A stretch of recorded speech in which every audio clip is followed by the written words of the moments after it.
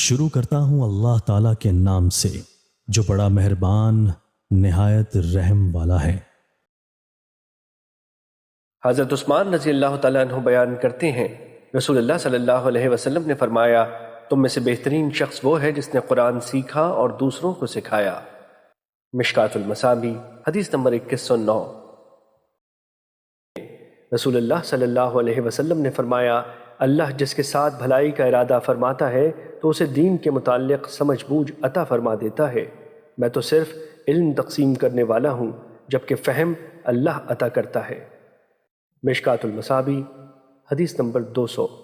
حضرت ابو ہریرہ رضی اللہ تعالیٰ عنہ بیان کرتے ہیں، رسول اللہ صلی اللہ علیہ وسلم نے فرمایا، انسان بھی سونے اور چاندی کی کانوں کی طرح ایک کان ہے۔